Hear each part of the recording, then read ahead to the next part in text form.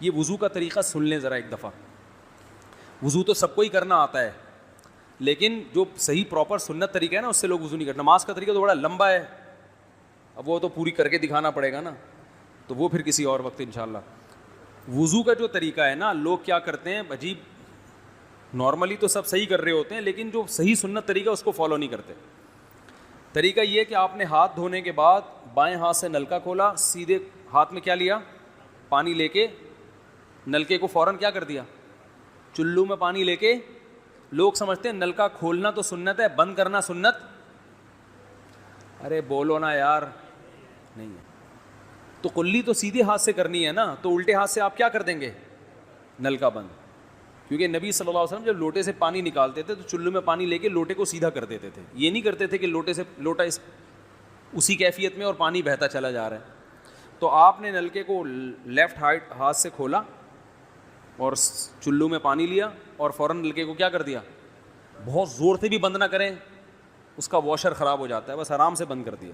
کیونکہ وہمی ہوں گے نا, وہ یوں کر کے کرتے رہیں گے, نلکے توڑ دیتے ہیں کہ بھئی ایک قطرہ بھی ضائع ہو گیا تو قیامت کے دن کہیں جہنم میں نہ پھینک دیں ہمیں, اس لیے پورے کوئی نمی بھی نہ آئے, تو تھوڑا سا بند کر دیں, ایک آدھ قطرہ ٹپکنے سے کچھ نہیں ہوتا. یہ لیا آپ نے, منہ میں کلی کی, مسواک کی, مسواک نہیں ہے تو انگلی سے دانت صاف کیے, غرارہ بھی کیا اگر روزہ نہیں ہے, ٹھیک ہے. پھر نلکا کھولا, پھر بند کیا, پھر کلی, اس طرح. پھر نلکا کھول کے دائیں ہاتھ میں پانی لیا, ناک میں نرم حصے تک پانی پہنچا کے اچھی طرح ناک کو صاف. اور نلکا پہلے وہ ویسے ہی بند ہو چکا ہے, اب ناک کو اچھی طرح صاف کریں سامنے والے کا خیال کر کے.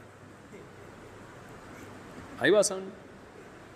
سامنے تو یہ نہیں ہوتا, وہ ہوتا ہے سامنے, اس کا زیادہ خیال کرنا پڑتا ہے کیونکہ بس زیادہ تفصیل میں نہیں جاتا ہوں. تو چھوٹی انگلی سے اچھی طرح ناک کو صاف کیا, اس کی رطوبتیں نکالی, ٹھیک ہے. پھر نلکا کھولا, دوبارہ پانی لیا, پھر اسی طرح ناک میں بولو بھائی ڈالا, اور نلکا اسی وقت جب چلو میں پانی بھر گیا نلکا اسی وقت کیا کر دیا. اللہ نے 2 ہاتھ اسی لیے دیے ہیں کہ اس سے نلکا بند کیا جائے اور اس سے کیا کیا جائے, کھولا جائے. تو پھر یوں کیا, پھر 3 دفعہ, 6 چلو پانی خرچ ہوا نا, چلو اس کو کہتے ہیں, 6 چلو پانی خرچ ہو گیا. پھر آپ نے کیا کیا, نلکا کھولا لیفٹ ہاتھ سے, جو اصل طریقہ ہے وہ تو یہ ہے, سیدھے ہاتھ میں پانی لے کے نلکا بند کیا اور سیدھے ہاتھ سے پانی پیشانی پہ ڈال کے دونوں ہاتھوں سے پھیلا لیا. 3 دفعہ اس طرح کیا. اس پہ عمل نہیں ہوتا تو پھر اتنا کر لو کہ دونوں ہاتھوں پہ کیا لے لو, نلکا کھول کے پانی لے کے پیشانی پہ ڈالو اور فوراً نلکا کیا کر دو, بند کر دو, اور پھر ہاتھوں سے اچھی طرح اس کو ملو. سمجھ میں نہیں آ رہی بات؟ تو یہ عمل کتنی دفعہ کیا, نلکا ہر دفعہ میں بند ہو رہا ہے. ہمارے یہاں جس ٹائم پہ نلکا کھلتا ہے تو جب تک وضو مکمل نہیں ہو جاتا بند ہونے کا نام نہیں لیتا. 3 دفعہ آپ نے منہ اچھی طرح دھو لیا. داڑھی ہے تو اس میں کیا کر لیا, بڑی داڑھی ہے, میری داڑھی ایسی, میں تو چلو سے پوری داڑھی دھو لیتا ہوں, چھوٹی سی داڑھی ہے, تو داڑھی میں خلال کر لیا آپ نے. اس کے بعد آپ نے بازو کیسے دھونے ہیں, بازو دھونے کا بھی یہ طریقہ ہے. لیفٹ ہاتھ سے چلو میں پانی لیا, جب سیدھے ہاتھ میں پانی آئے گا تو یوں کیا. قرآن میں کیا ہے کہ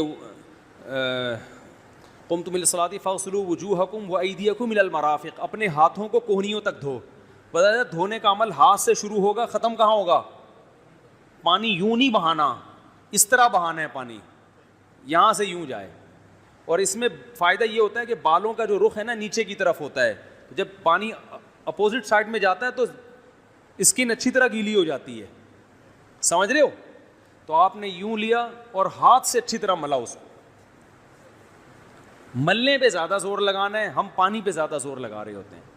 پھر یہ بھی ہو سکتا ہے کہ دونوں ہاتھوں سے لو, دونوں ہاتھوں سے نلکا کھول کے دونوں ہاتھوں سے پانی لے کے, کیونکہ اس میں زیادہ پانی آ جاتا ہے, تو پانی لے کے آپ نے لیفٹ ہاتھ کو بھی یوں کیا نا, تاکہ یہ پانی بھی ادھر ٹرانسفر ہو اور یوں چلا جائے. اس طرح سے آپ نے دوسری دفعہ دھو لیا اور نلکا کیا کر دیا, بند. پھر تیسری دفعہ بھی ایسا ہی کیا. یہ جو ہوتا ہے نا یوں یوں یوں یوں کر کے رگڑے لگا رہے ہیں نلکے کے نیچے, ایسے یہ نہیں ہوتا, یہ سنت طریقہ نہیں ہے. نبی جس برتن سے وضو کرتے تھے تو اس طرح چلو میں پانی لے کے اس طرح وضو کیا کرتے تھے. غسل اسی طرح ہو جاتا تھا. تو اب پھر لیفٹ میں بھی ایسے ہی ہے, لیفٹ میں پانی ڈالا اور سیدھے ہاتھ سے سہارا لے کے کیا کیا, دونوں ہاتھوں کا پانی ادھر آ جائے گا, ایک دفعہ دھل گیا, اچھی طرح مسئلے کونیوں تک پہنچ جاتا ہے, اور پریکٹس کے بعد تو بہت اچھا ہو جاتا ہے. اس کے بعد آپ نے کیا کیا, سر کے بالوں کا مسا. سر کے بالوں میں جو یہ ہے, یہ طریقہ کچھ بھی نہیں ہے, کہیں بھی ثابت نہیں ہے. سیدھا آپ نے ہاتھ گیلے کیے, پیچھے لے گئے.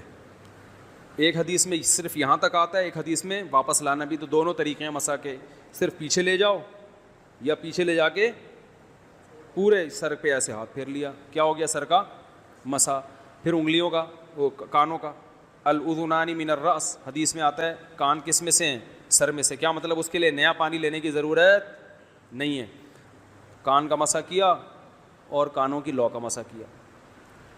گردن کا مسا بہت اختلاف ہے اس میں, احناف کے ہاں سنت, احناف بھی نہیں کہتے افضل ہے, بہتر ہے. سنت کے لیے جتنی مضبوط دلیل ہونی چاہیے وہ گردن کے مسا پہ نہیں ہے, اس لیے احناف کا بھی فتویٰ یہی ہے کہ بہتر ہے کر لو, سنت نہیں, زیادہ اس کو مستحب کہا جائے گا. تو گردن کا مسا کر لیں تو بھی ٹھیک ہے, نہیں کریں بولو بھائی ٹھیک ہے. لیکن یہ جو یہاں کا مسا نہیں ہوتا, بعض لوگ پوری گردن کو یوں کر کے لا رہے ہوتے ہیں, ایسا نہیں ہے. تو گردن کا مسا یہ جو یہاں سے کیا جاتا ہے, یہ پچھلے جانب سے ہمارے حضرت اس کے قائل نہیں تھے, وہ کہتے تھے مسا جہاں بھی شریعت میں ملتا ہے یہاں سے ملتا ہے. تو ان کی رائے یہی تھی کہ اگر گردن کا مسا کرنا ہے تو گدی, گردن نہیں گدی کا مسا, تو یہاں سے کر لے. لیکن یہ کوئی نہ سنت مؤکدہ ہے نہ کوئی زیادہ تاکید ہے اس کی, کوئی کرے ٹھیک ہے, نہیں کرے تو بھی ٹھیک ہے. تو اس کے بعد اس لیے کہ بہت سے لوگ اس کے قائل نہیں ہیں تو ان سے بحث نہ کریں, ٹھیک ہے نا. بہت سے لوگ نہیں کرتے گردن کا مسا, بہت سے علماء فقہا اس کے قائل نہیں ہیں. اس کے بعد آپ نے پاؤں دھونا ہے, تو پاؤں میں بھی یہ کہ قرآن نے کیا کہا کہ الی الکعبین, انگلیوں سے شروع ہوگا اور ٹخنوں تک پانی جائے گا. تو انگلیاں رکھیں نلکے کے نیچے اور لیفٹ ہاتھ سے اس کو اچھی طرح کیا کریں, دھوئیں, اور انگلیوں کا خلال بھی کریں. تو بہت چند سیکنڈ میں ہو جاتا ہے یہ کام. اور پھر نلکا بند کر دیں. پھر دوسرا پاؤں, سیدھے ہاتھ سے نلکا کھولا, سیدھا ہاتھ نلکے پہ رکھیں اور الٹے ہاتھ سے پاؤں دھوتے رہیں, جیسے ہی دھل جائے. تو میرا خیال ہے ایک مگا پانی بمشکل استعمال ہوتا ہے, ایک مگا جو ہوتا ہے نا نہانے والا. لیکن آج اگر جو لوگ وضو کر رہے ہیں نا, ان کا پانی اگر آپ دیکھ لو تو بالٹیوں کی بالٹیاں خرچ کر رہے ہوتے ہیں, اور معذرت کے ساتھ کم بختوں کا وضو پھر بھی نہیں ہوتا, پھر بھی ان کو شک ہوتا ہے کہیں کوئی جگہ خشک نہ رہ گئی ہو. تو وہمی نہ بنیں, اس طریقے سے وضو کریں, یہ سنت طریقہ ہے. اور قرآن میں بیان بھی یہی کیا کہ یہاں سے شروع کرو یہاں تک لے کے جاؤ. کافی ہو گیا میرا خیال ہے. اللہ تعالیٰ سمجھنے کی, عمل کرنے کی توفیق عطا فرمائے. وما علینا الا البلاغ. یہ جو لوگ کہتے ہیں نا قضاء عمری نہیں ہے, یہ فضول باتیں کرتے ہیں, اجماع امت کے خلاف باتیں کرتے ہیں. آج کل کے اسکالرز جو بھی اجماع امت کے خلاف لے کے جا رہا ہے, آپ اس کی بات کو اٹھا کے دیوار پہ مار دو, اس پر اجماع امت کا. آج کل کے مفتیوں کے اختلاف کی کوئی ویلیو نہیں ہے. جو پہلے مسائل اتفاقی ہو چکے ہیں وہ ہو گئے.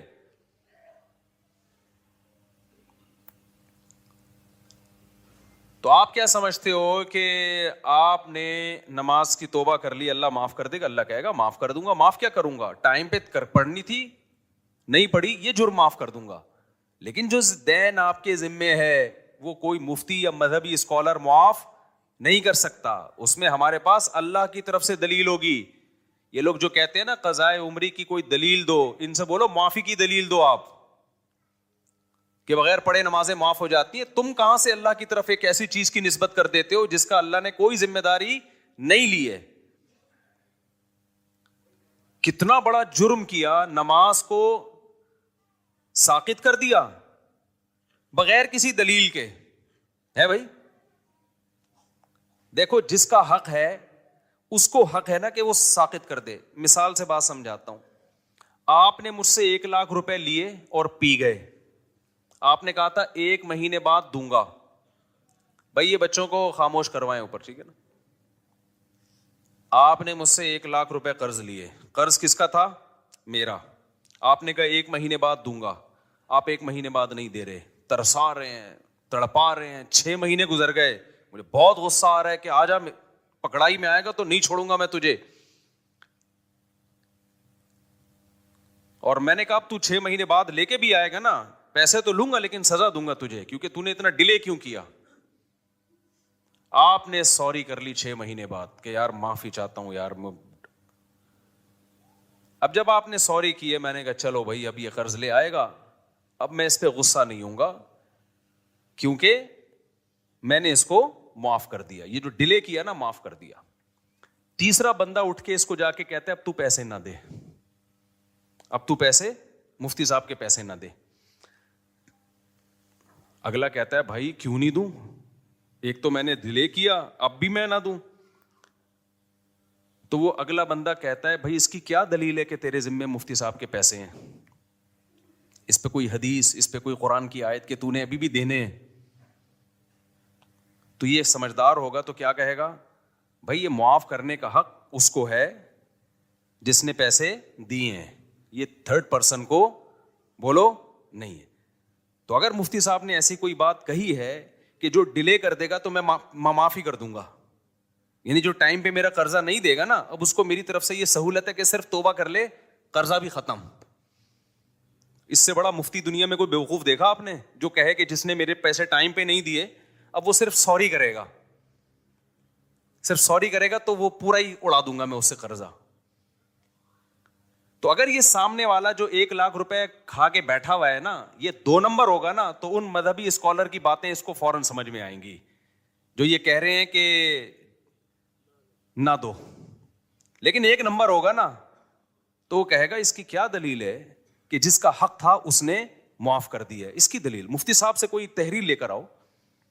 قضائے عمری کے ساتھ یہی حشر کیا ہے آج کل کے مذہبی اسکالرز نے, اور آج کل کے مذہبی اسکالرز کو جنہوں نے اپنا باپ بنا لیا ہے ائمہ مجتہدین کو چھوڑ کر, ان لوگوں نے بھی یہی حشر کیا ہے. اللہ میاں نے کہا تھا نماز قائم کرو, فجر کی نماز فجر کے ٹائم پہ ہونی چاہیے, ظہر کی ظہر کے ٹائم پہ ہونی چاہیے.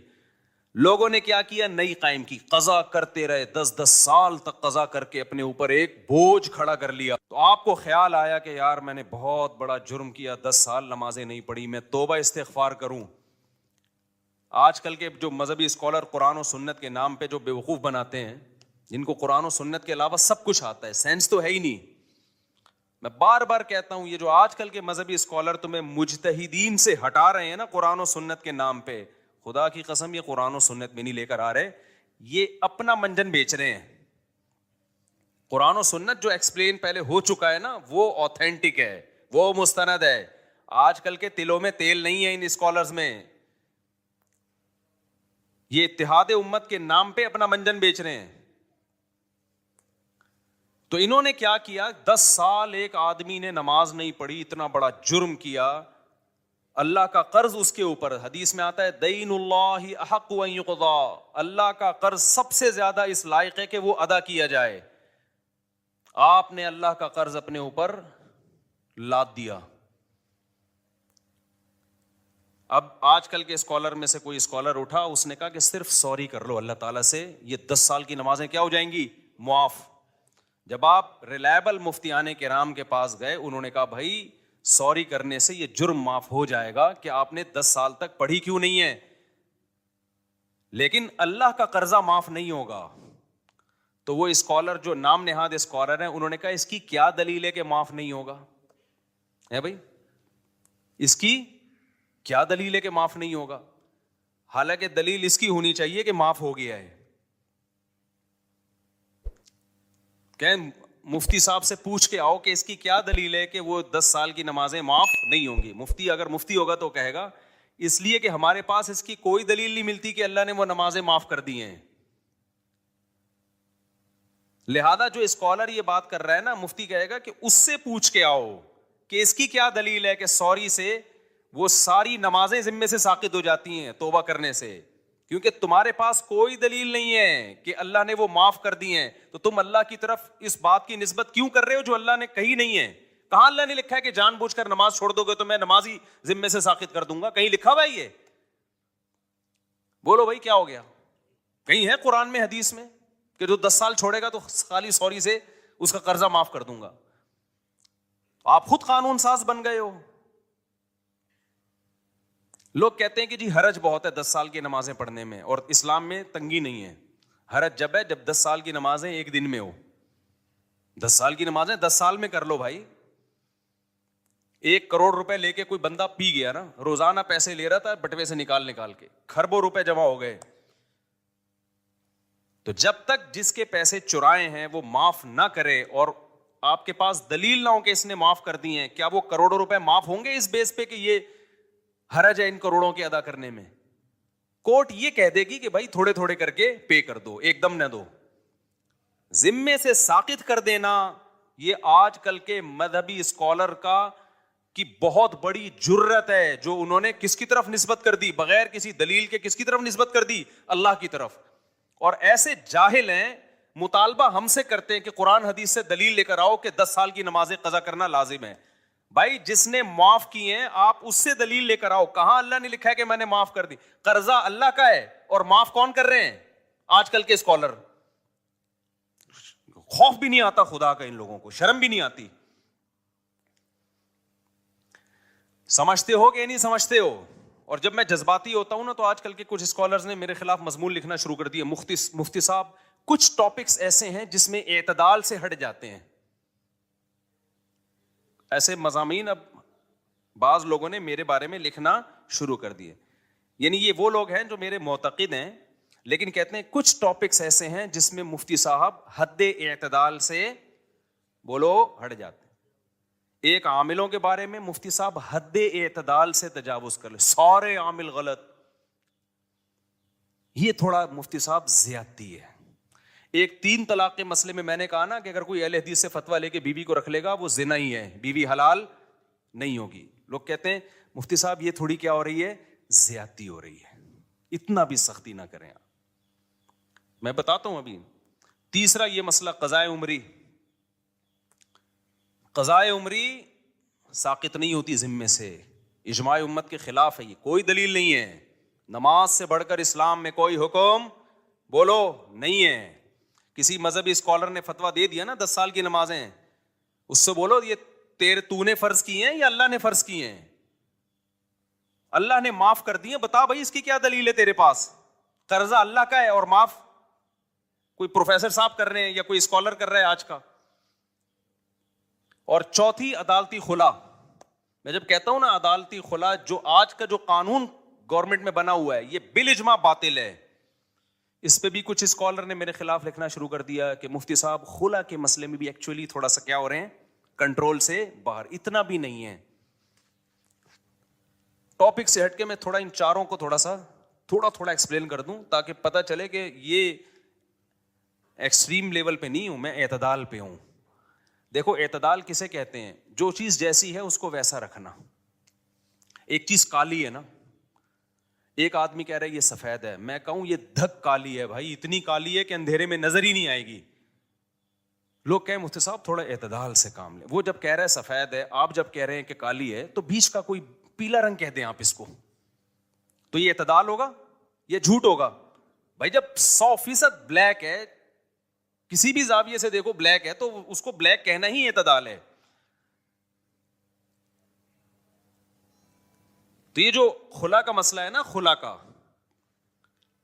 ابھی ایک نیا کلپ آیا ہے کہ میرے خلاف پھر کسی نے, پرانی عادت ہے ان کو چین نہیں آتا جب تک میری ویڈیو لگا کے ری ایکشن نہ کریں نا. تو میں نے یہ عدالتی خلا کا کہا یہ جھوٹ ہے, بکواس ہے. اس کی بیس پہ اگر کوئی عورت کہیں اور نکاح کرتی ہے وہ زنا ہے, وہ نکاح نہیں ہے. چند کنڈیشن ایسی ہیں جس میں ہم اس خلا کو معتبر مانتے ہیں, وہ ہیں, وہ تو میں بتا چکا ہوں. چند کنڈیشن ایسی ہیں, لیکن علی الاطلاق کورٹ کے پاس یہ حق ہو جائے کہ عورت جب جائے کورٹ اس کو خلا کی ڈگری پکڑا دے. جیسے کہ لا یہی ہے, لا تو پاکستان میں نا, حضرت ویڈیو نہ بنائے, جو پاکستان میں لا ہے نا وہ یہی ہے کہ جج پابند ہے کہ وہ خلا دے گا. یہ خلا کلعدم ہے, اس کی کوئی حیثیت بولو نہیں ہے. اس پہ مشہور زمانہ اسکالر نے ابھی دوبارہ میرے خلاف کلپ بنایا کہ مشکات کی اتنی حدیثیں اور فلانی اتنی حدیثیں ہیں. ایک حدیث مشکات کی یا پورے ذخیرے حدیث میں, میرا چیلنج ہے خدا کے لیے مارکیٹ میں لے آؤ یار. ہمارے کان ترس گئے ہیں, آنکھیں ترس گئی ہیں. کوئی ایک حدیث ایسی نہیں ہے جس سے پتہ چلتا ہو کہ عورت کو طلاق کا یا نکاح ختم کرنے کا حق ہے بذریعہ کورٹ. شوہر ظلم کر رہا ہو نا مخصوص نوعیت کا، اس کی بات میں نہیں کر رہا، وہ تو میں بھی مانتا ہوں. نارمل کنڈیشن میں یا چھوٹی موٹی باتوں میں ایک عورت نہیں رہنا چاہتی، وہ کہہ رہی میں نہیں رہنا چاہتی، یہاں شوہر کی مرضی کے بغیر عورت علیحدگی نہیں لے سکتی. اسلام میں نکاح میں داخل ہونے کا عورت کے پاس حق ہے، نکاح سے نکلنے کا عورت کے پاس اسلام میں رائٹ نہیں ہے. اب خواتین کو یہ بات اگر سمجھ میں نہیں آتی، چھوڑ دیں اسلام کو چینج نہ کریں آپ.